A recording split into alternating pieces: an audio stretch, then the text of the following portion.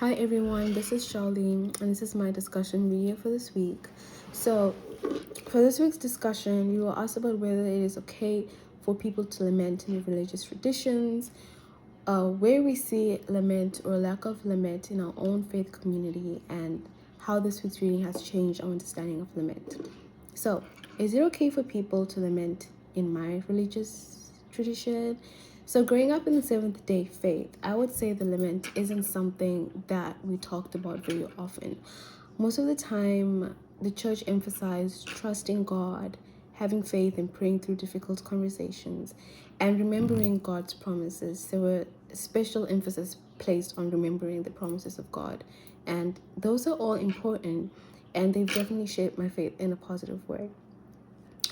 Where did I see lament or a lack of lament in my faith community? I don't remember many conversations where people openly expressed anger, confusion, or disappointment before God. Sometimes it almost felt like you were wrestling against something and you just needed to move quickly from that point of sadness to the point of hope instead of just sitting honestly with your pain and your suffering. But as I've gotten older and I've experienced like change of environment, coming to school, I've experienced seasons where I've felt lonely, overwhelmed, and things were very uncertain. During those times, I realized that faith isn't pretending that everything is okay. Faith is bringing every emotion before God, even the difficult ones like lament.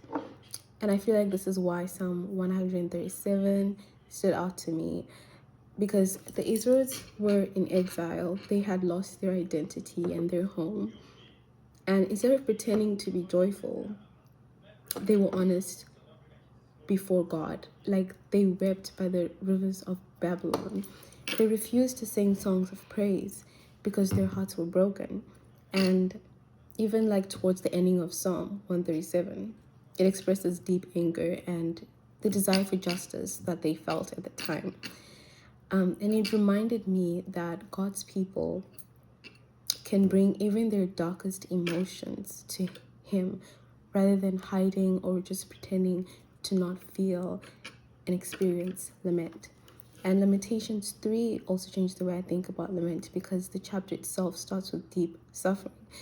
You can see that the writer feels abandoned, but he still remembers the character of God. He writes that His mercies are new every morning, and hope doesn't just erase the suffering.